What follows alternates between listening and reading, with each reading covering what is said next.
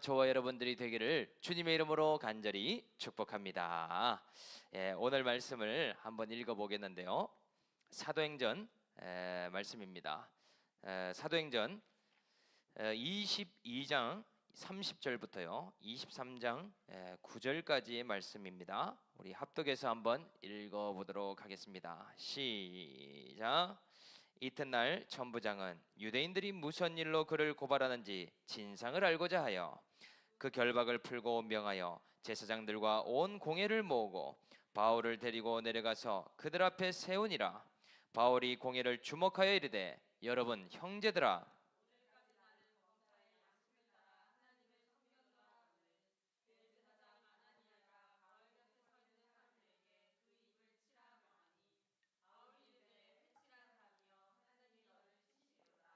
네가 나를 율법대로 심판한다고 앉아서 율법을 어기고 나를 치라 하느냐 하니, 곁에 선 사람들이 말하되 하나님의 대제사장을 네가 욕하느냐.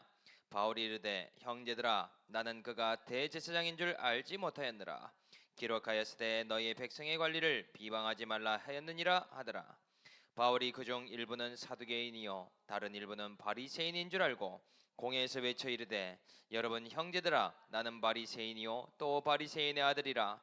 죽은 자의 소망 곧 부활로 말미암아 내가 신문을 받노라. 그 말을 한즉 바리새인과 사두개인 사이에 다툼이 생겨 무리가 나누어지니, 이는 사두개인은 부활도 없고 천사도 없고 영도 없다 하고 바리새인은 다 있다 함이라. 크게 떠들새 바리새인 편에서 몇 서기관이 일어나 다투어 이르되, 이 사람을 보니 악한 것이 없도다. 혹 영이나 혹 천사나 그에게 말했으면 어찌하겠느냐 하여. 아멘. 오늘 말씀 제목은요, 선한 양심으로 하나님을 섬기게 하십니다 라는 제목으로 하나님 말씀을 증거하도록 하겠습니다. 오늘은요, 믿음과 확신에 대한 이야기를 먼저 해보려고 합니다. 에머슨의 자기 확신에 대하여 라는 책에 보면은요, 재밌는 이야기가 나옵니다. 인생에서 확신을 갖기를 원한다면 사소한 5가지를 적용하라 라는 이야기를 하더라고요. 먼저 첫째는요, 몸과 옷과 자세를 단정히 하라. 내가 나 스스로를 귀하게 여기는 것은 다른 것이 아니라고 이야기합니다. 늘 정갈을 하고 단정하게 정리를 하는 것이래요. 편안한 옷을 입되 깨끗하고 단정한 옷을 입으며 날마다 몸을 청결하게 하는 것부터 나를 사랑하는 것이 시작된다고 합니다. 그리고요, 몸의 자세도 중요하대요. 고개를 숙이지 말고 등을 똑바로 편 상태로요, 바른 자세를 유지하라고 이야기를 합니다. 늘 바른 자세로 다른 사람과 대화할 때는요, 눈을 보고 대화를 하라고 해요. 결국 스스로를 귀하게 여기는 사람은요, 다른 사람도 존중하고 귀하게 여기게 된다라고 말하고 있더라고요. 그리고 두 번째는요, 이 일을 할지 말지 생각이 들 때 힘든 것을 하라라고 이야기를 합니다. 운동을 할까 말까 고민이 되면은요, 무조건 하라고 이야기를 하는 것이죠. 왜냐? 운동을 하기 전까지만 힘들지 하고 나면 나를 건강하게 만들어주기 때문이죠. 아침에 책을 볼지 또 기도를 할지, 어떤 것이 나에게 힘들 때 그 힘든 일부터 하는 것이 나를 더 하루를 쉽게 만들어주더라. 집에만 있을까 바깥에 나갈까? 나가는 것을 택하는 것이요, 하루를 돌아볼 때 성장의 기회가 생기게 되더라. 그리고 세 번째는요, 5분 안에 바꿀 수 없는 일은 스위치를 꺼두라 라고 이야기를 합니다. 인생을 살다 보면은요, 어떤 문제나 어려움 앞에 서게 되죠. 사람은 그럴 때마다 계속 걱정의 스위치를 켜두게 된대요. 생각과 예민함의 스위치를 온 한 상태로 살게 된다는 것이죠. 그러면은요, 하루가요 너무 피곤하고 힘들게 된대요. 5분 동안만 고민해보고 이게 걱정을 해서 바꿀 수 없는 것이라면 다른 것에 집중을 하면서 스위치를 꺼둬야 된다라고 이야기를 하는 것이죠. 스위치 온 오프를 잘하는 것이 너무 중요하겠더라. 네 번째, 언쟁이나 비난하는 사람이 있다면 그 사람과 똑같이 맞서지 말라. 혹시 남을 험담하거나 계속 불만을 쏟아놓는 사람을 보거든요. 잠시 멈추라고 이야기를 하고 있습니다. 왜냐면은요, 그 사람은 사실 당신과 싸우고 싶은 사람이 아니라 본인 내면의 깊은 상처와 트라우마와 싸우고 있는 사람이기 때문이래요. 그래서 멘토나 상담자가 아니라면 더 이상 언쟁하지 말라. 스스로 존재하는 것조차 괴롭기 때문에요. 남을 깎아서라도 자신을 지켜보려고 하는 노력이라고 하는 것이죠.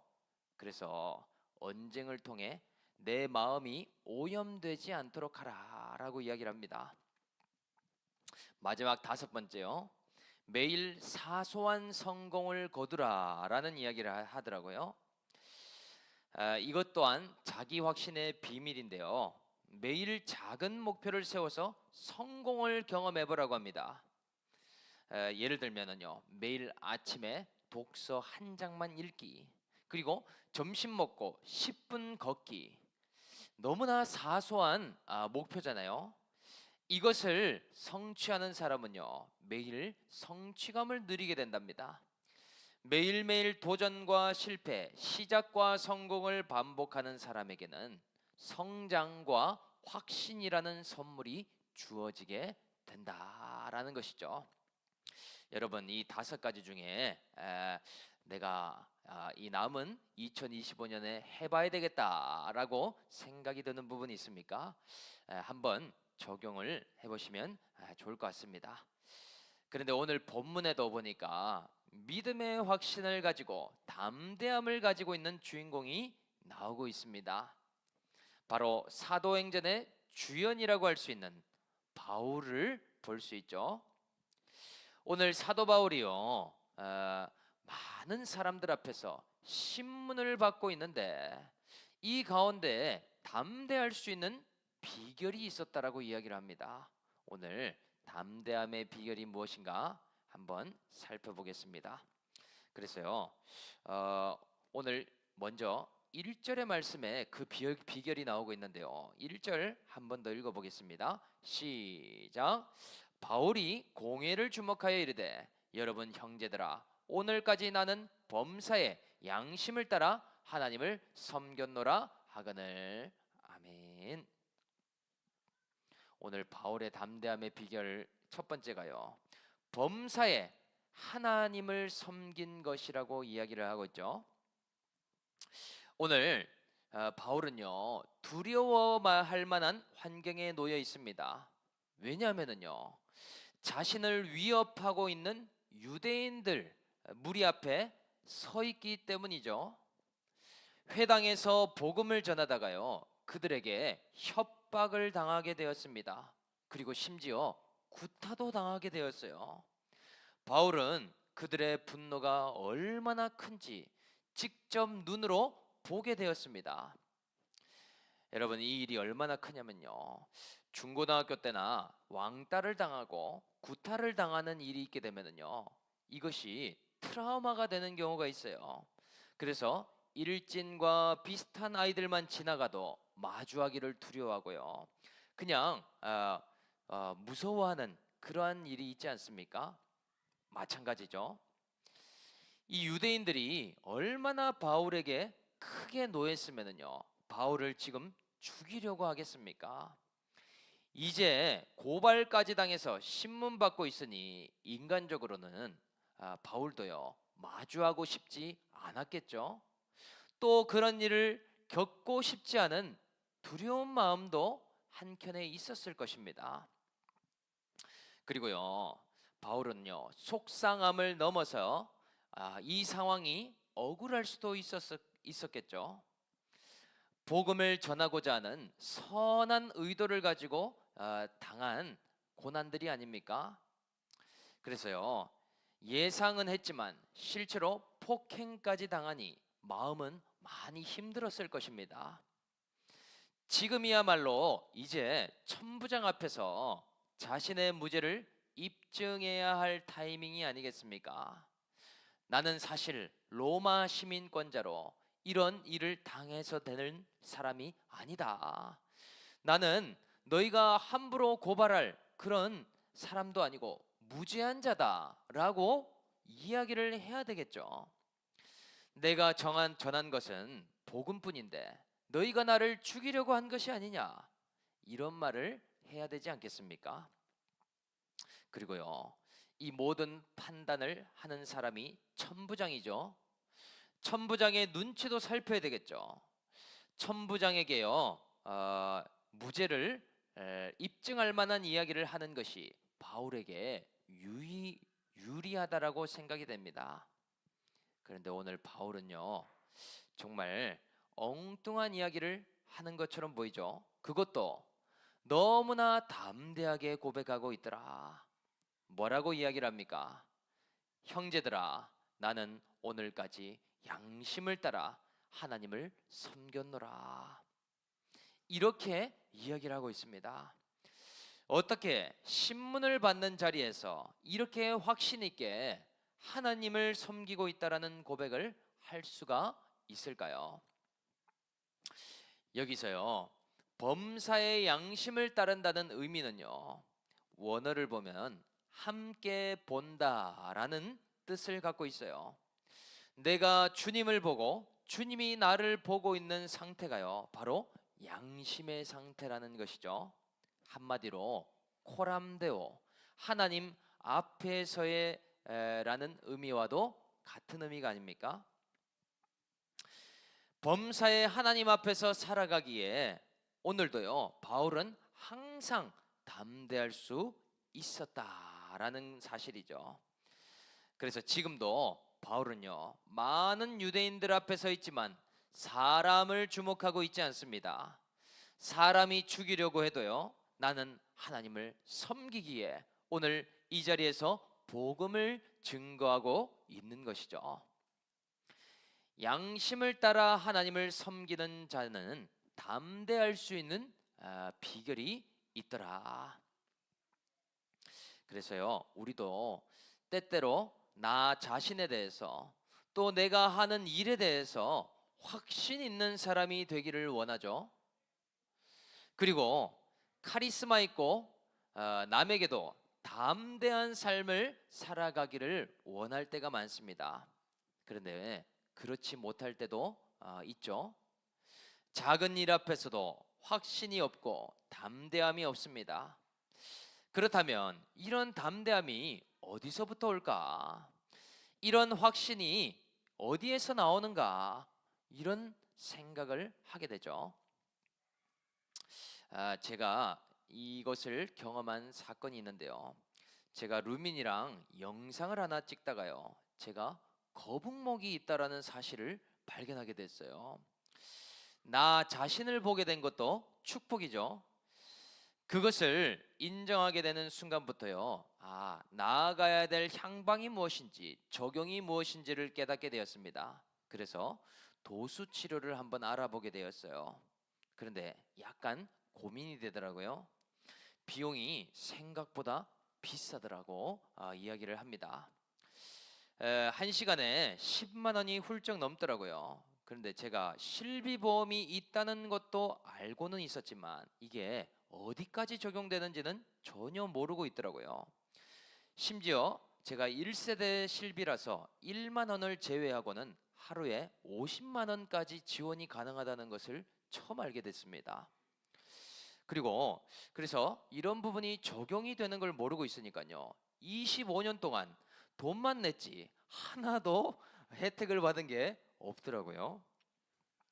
그래서 2주마다 교정을 받아야 되겠구나 라는 생각을 하고 적용을 하고 있습니다. 그리고 정말 청구를 해봤는데 금방 이 입금이 되는 것을 보고요, 정말 앞으로도 이런 혜택을 잘 누려야 되겠구나, 나 자신을 인정하고 적용하며 결단하니까요, 이런 것을 누리는 경험을 하게 되니까 너무나 든든하고 담대함이 생기는 것 아닙니까?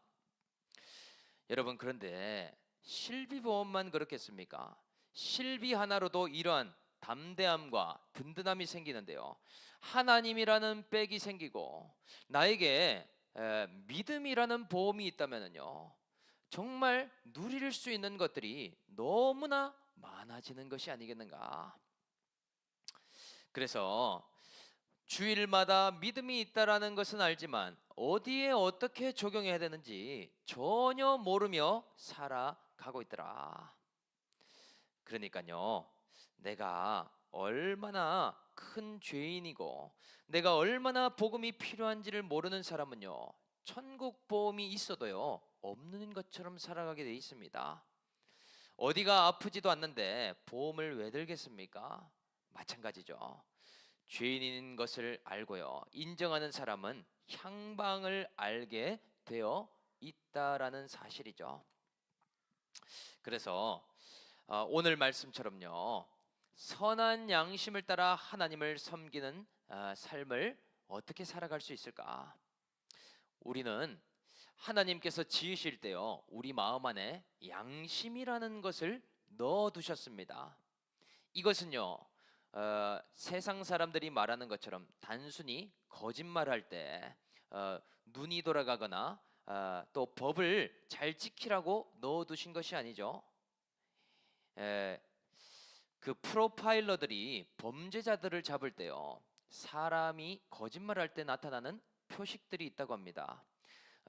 사람의 표정이 달라지는 사람, 코를 만지는 사람, 자신도 모르게 이상한 표정을 짓는 사람 등등 다양한 모습을 보인대요.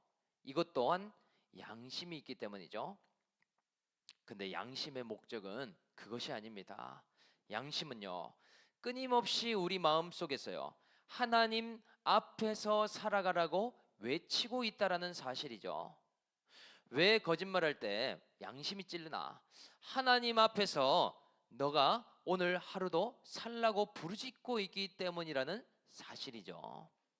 그래서요, 양심의 화인을 맞고 양심을 따라 살지 않으면요, 하나님을 섬기지 못하게 되어 있습니다. 나를 섬기거나 우상을 섬기게 되어 있다라는 사실이죠. 그래서 내가 하나님을 섬기는 사람인가 알 수 있는 방법이 두 가지가 있는데요.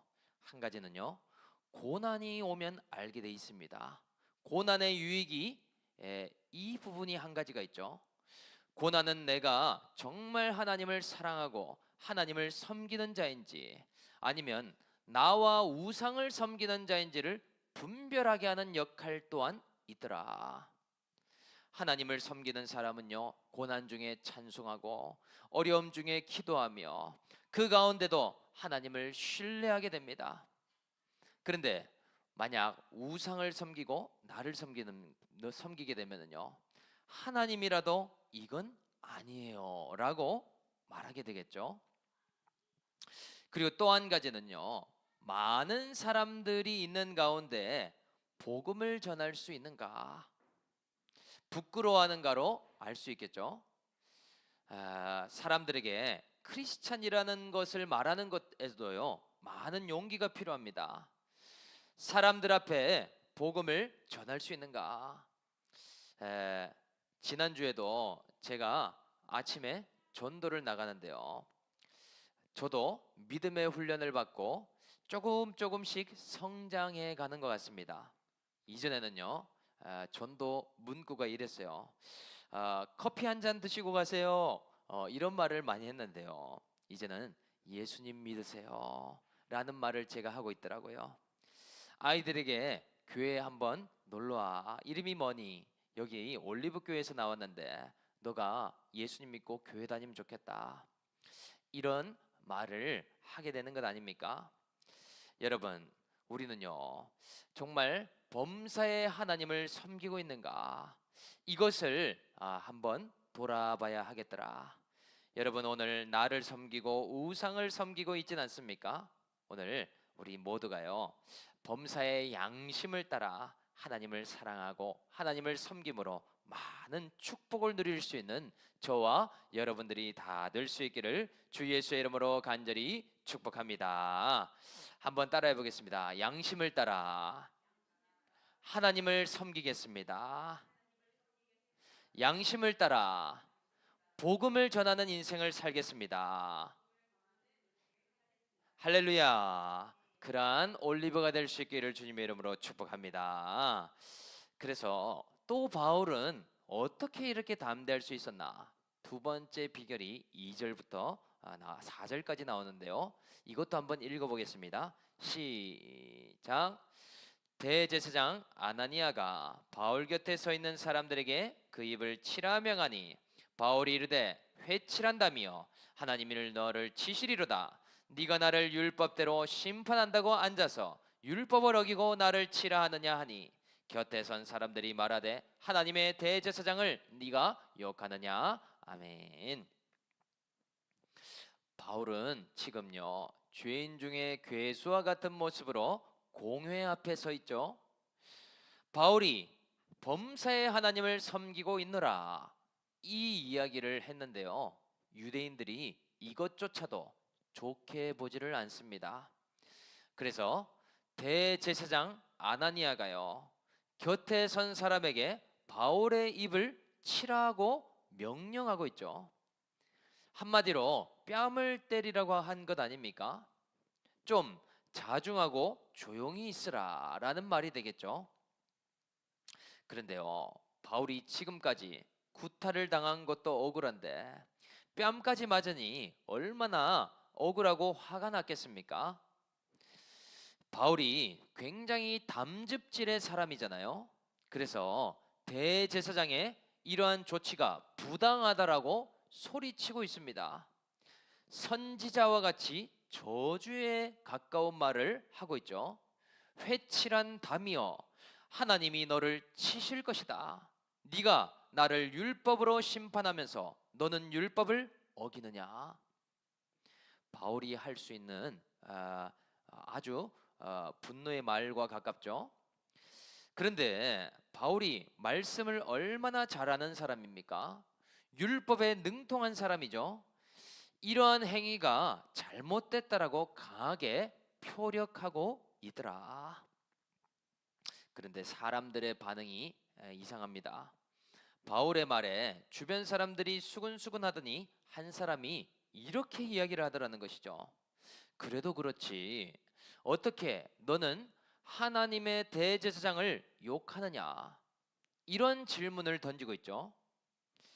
그런데 누가 봐도 바울은요 예수님께 직접 부름을 받았고 복음의 주인공으로 살아가는 사람이 아닙니까?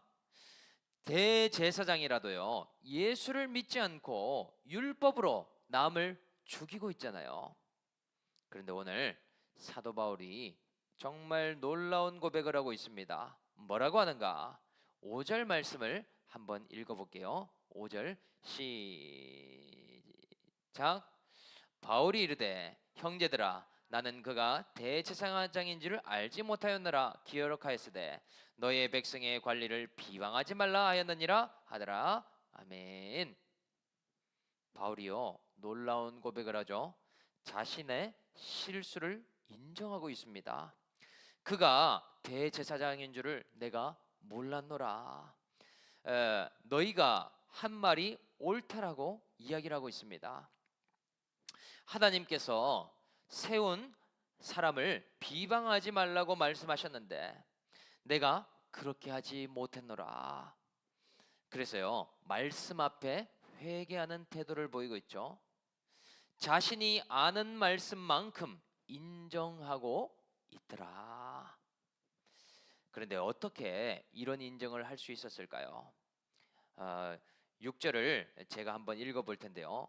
여러분 형제들아 나는 바리새인이요 또 바리새인의 아들이라 죽은 자의 소망 곧 부활로 말미암아 내가 신문을 받노라. 사도 바울은요 부활의 소망이 있기 때문에요 자신의 죄를 회개하는 것이 너무나 쉬운 일임을 알 수 있습니다. 자신의 잘못을 회개하면 용서해 주시고 또 부활을 누릴 것을 믿기 때문이 아닙니까? 그래서요, 오늘 이러한 자신의 실수를 인정하는 것으로 인해서요, 또다시 담대함을 얻고 있는 바울의 모습을 볼 수 있더라는 것이죠. 그래서 이 말씀대로요, 이 세상에서요, 가장 담대한 사람이 누구일까? 우리는요, 정말 몸이 좋고 성격이 담대한 그런 사람이 그럴 것이라고 생각을 합니다. 그런데 그렇지 않죠. 오늘 말씀에 따라 두 부류의 사람을 보려고 하는데요, 한 부류는요, 주 앞에 회개하는 사람이라고 말할 수 있습니다. 자신의 실수를 인정할 수 있는 사람은요, 늘 담대할 수 있더라. 이것은 앵무새와 같은 고백을 말하는 것이 아닙니다. 마음속 깊이 인정을 통해 나오는 회개를 의미하는 것이죠. 이 사람은 늘 두려움을 해결할 수 있는 비밀을 갖고 있는 사람이라고 말할 수 있겠더라. 왜 그렇습니까?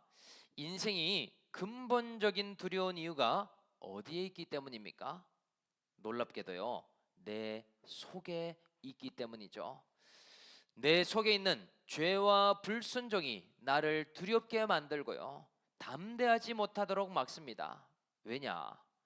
하나님과의 관계를 죄와 불순종이 가로막고 있기 때문이죠.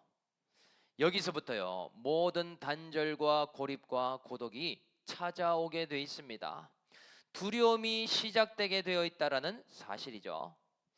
여러분, 아담과 하와가 선악과를 먹고 나서 했던 행동이 기억나십니까? 발가벗은 줄로 알고 부끄러워하면서 수치스러워하죠. 그리고는요, 하나님의 낯을 피해 바위 뒤에 숨어 있지 않습니까? 그 마음은 어떻습니까? 하나님을 두려워하고 있어요.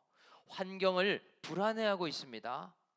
마음의 담대함이나 당당함을 찾아볼 수가 없더라는 사실이죠. 여전히 죄가 있고 회개하지 않았기 때문이죠. 그런데 회개하면 어떻습니까? 하나님께서요, 아담과 하와를 사랑하시잖아요. 직접 가죽옷을 지으셔서 입히시고 수치를 가리워 주시더라. 그리고 다시 돌아가지 않기를 바라는 마음으로 땀 흘리는 수고와 해산의 고통을 허락하셨죠. 이것 또한요, 하나님과 끊어지지 않기를 바라기에 값을 치르도록 이런 경험을 주시더라.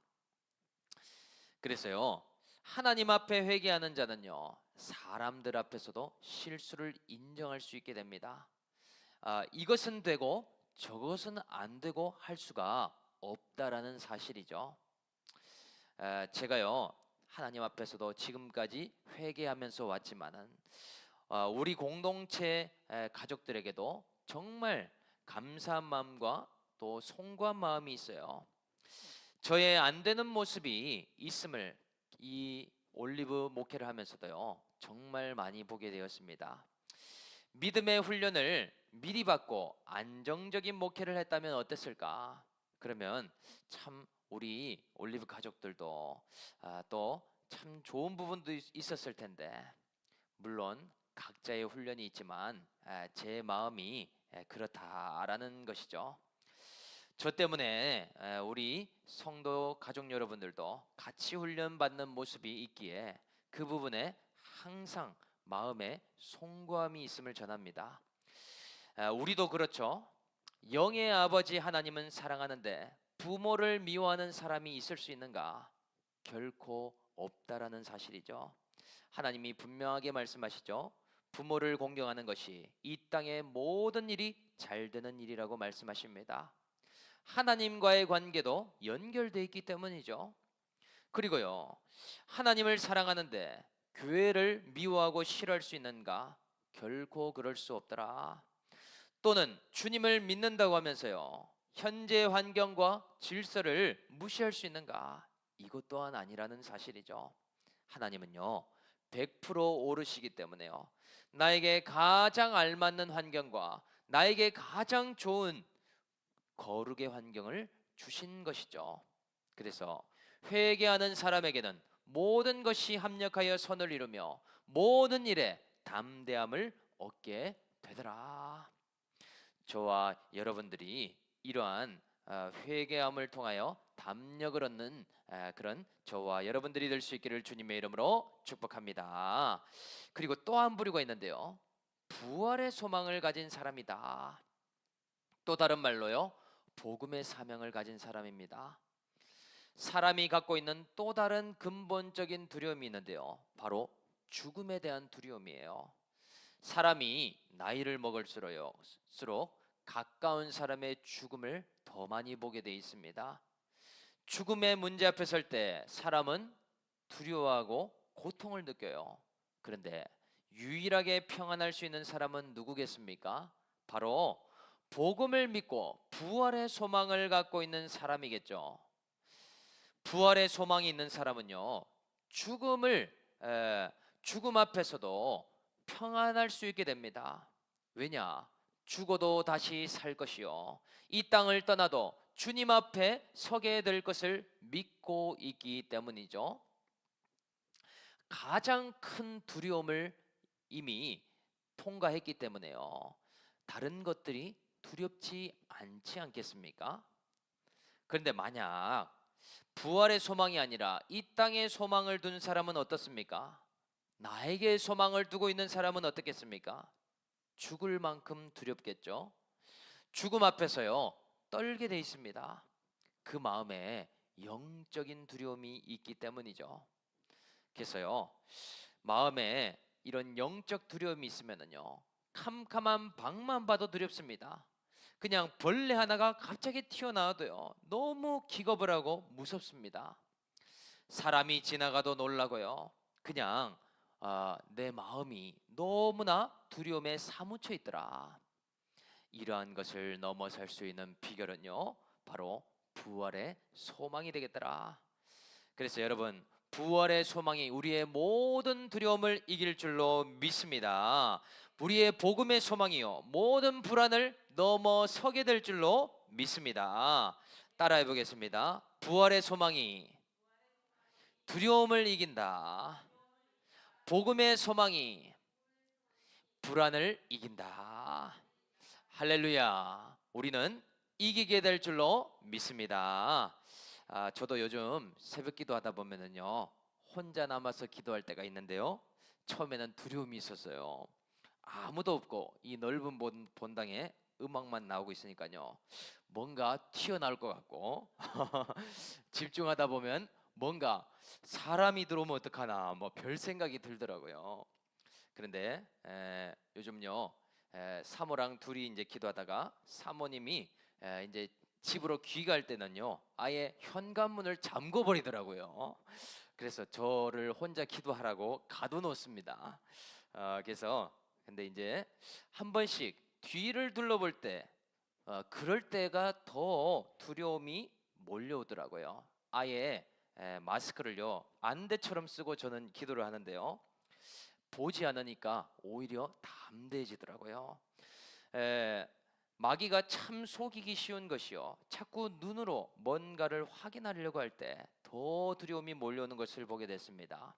나를 그때마다 비우고 선포하며 기도할 때 모든 두려움이 몰려가고 하나님께 맡기는 일이 있더라고요.